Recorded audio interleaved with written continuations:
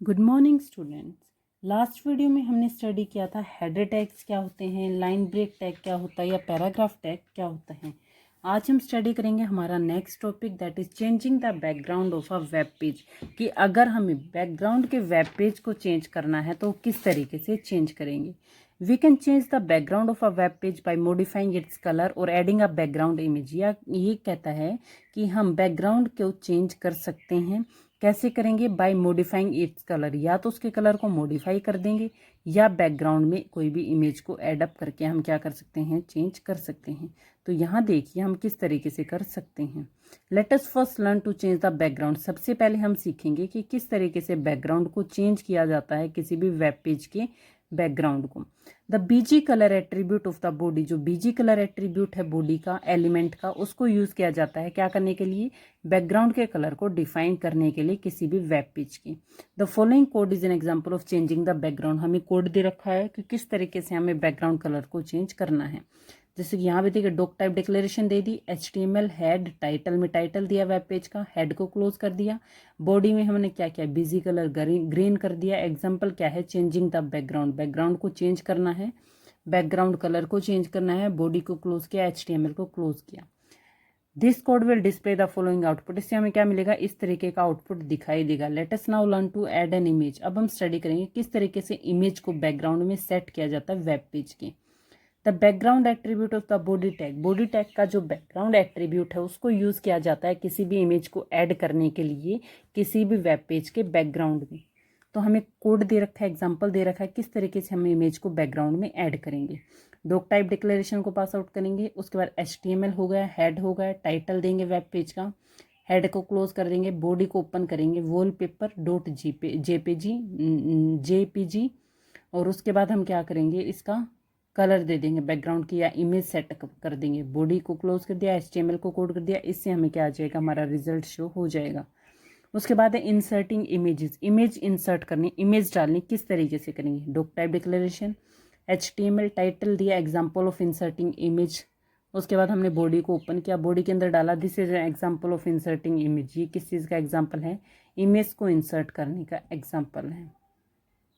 उसके बाद हमने क्या किया, इमेज सेक्शन के अंदर कार्टून डॉट जेपीजी मीन्स कि हमें सेटअप किसकी फ़ोटो करनी है, कार्टून की फ़ोटो सेटअप करनी है, वो सेट कर दी। बॉडी को क्लोज किया, HTML को क्लोज किया। इसकी वजह से जो हमारे सामने आउटपुट आएगा वो क्या आएगी, कार्टून की फ़ोटो हमें बैकग्राउंड में शो होगी।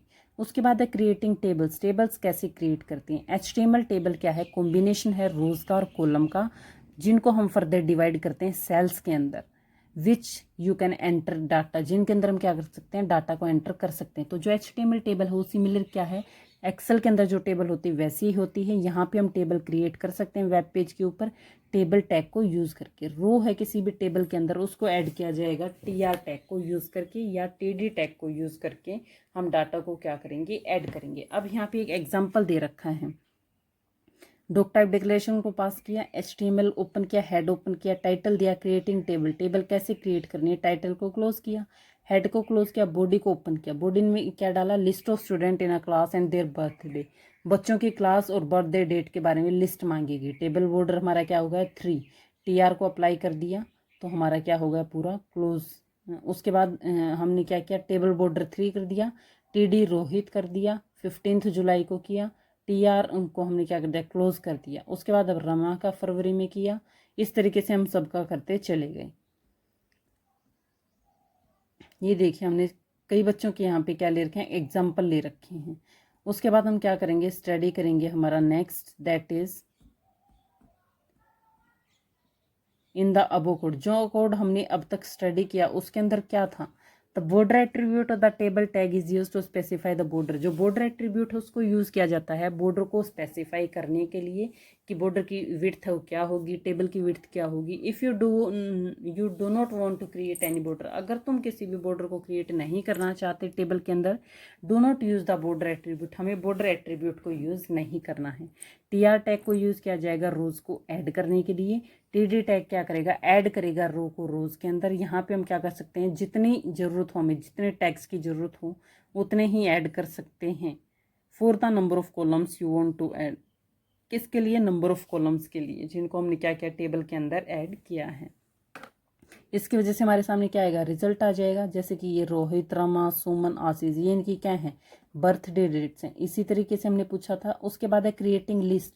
लिस्ट को किस तरीके से क्रिएट किया जाता है, when you want to group a large number of items together. अगर तुम्हारे पास काफ़ी आइटम्स हैं और तुम्हें उनको इकट्ठा करना है और present data in structured manner, और डाटा को प्रेजेंट करना अच्छे तरीके से, तो क्या करोगे, तुम लिस्ट क्रिएट करोगे। By using HTML you can create the following type of list. HTML को यूज़ करके हम क्या कर सकते हैं, लिस्ट को क्रिएट कर सकते हैं। सबसे पहले होती है हमारे पास unordered list and ordered list. अगर अनऑर्डर्ड लिस्ट की बात करें तो use this when you want to create a list of item in a bulleted form. ये कहता है इसको तब यूज़ करना है, लिस्ट को तब क्रिएट करना है जब तुम्हारे पास जो आइटम्स हों किस में हों, बुलेटेड फॉर्म में हो। जैसे कि UL टैग को यूज़ किया जाता है अनऑर्डर्ड लिस्ट के लिए। अगर ऑर्डर्ड लिस्ट की बात करें तो इसको हम क्या करेंगे, क्रिएट करेंगे list of items in alphabetical और न्यूमेरिकल फॉर्मेट। OL टैग है उसको यूज़ किया जाता है ऑर्डर्ड लिस्ट को क्रिएट करने के लिए। अब हम बात करेंगे अनऑर्डर्ड लिस्ट की। अनऑर्डर्ड लिस्ट क्या है, contain items without any sequence. इनके अंदर कोई भी सीक्वेंस नहीं होती, ऑर्डर नहीं होता। बुलेट्स को यूज़ किया जाता है टू मार्क ईच आइटम, हर एक आइटम को मार्क करने के लिए किसी भी अनऑर्गेनाइज लिस्ट के अंदर। तो यहाँ पे हमें एक एग्जांपल दे रखा है, doc type declaration, HTML head title दे दिया एग्जांपल का। उसके बाद टाइटल को क्लोज किया, हेड को क्लोज किया, बॉडी ओपन की। बॉडी के अंदर हमने लिखा an unordered list, list of student going for picnic. Picnic के लिए जो बच्चे जा रहे थे उनके लिए हमने क्या किया, लिस्ट प्रिपेयर की। उसके बाद हम स्टडी करेंगे तो जो हमारे पास रिजल्ट आएगा वो किस फॉर्म में आएगा, अनऑर्डर्ड लिस्ट की फॉर्म में। ये देखिए हमें एक एग्जांपल शो कर रखा है, unordered list, list of student going for picnic. Picnic के लिए कौन कौन से बच्चे जा रहे हैं उनकी लिस्ट शो कर रखी है। उसके बाद हमने क्या स्टडी किया, ऑर्डर्ड लिस्ट के बारे में कि ऑर्डर्ड लिस्ट क्या होती हैं। Ordered list organize the item, items को ऑर्गेनाइज करेगी नंबर्स को यूज करके इंस्टेड ऑफ बुलेट। बुलेट्स को यूज नहीं करेगी, नंबर्स को यूज करके ऑर्डर्ड लिस्ट क्या करेगी, आइटम्स को ऑर्गेनाइज करेगी। Numbering system help you to define, जो नंबरिंग सिस्टम है वो हमें हेल्प करता है क्या करने में, define your first in sequence order की, किस तरीके से हम अपनी लिस्ट को सीक्वेंस में या ऑर्डर में लगाएंगे।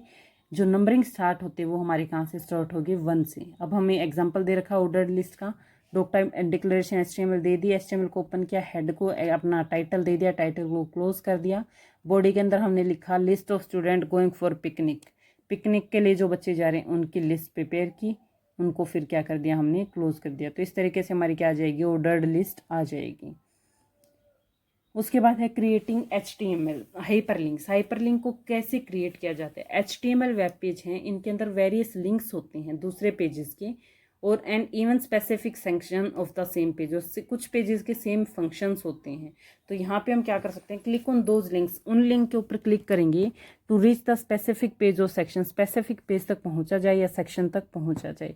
इन लिंक्स को हम क्या बोलते हैं, हाइपर लिंक्स बोलते हैं। क्या बोला जाता है, इन लिंक्स को हाइपर लिंक बोला जाता है। उसके बाद है ये hyperlink is represented using the anchor tag. Hyperlink को रिप्रेजेंट किया जाता है एंकर टैग को यूज करके।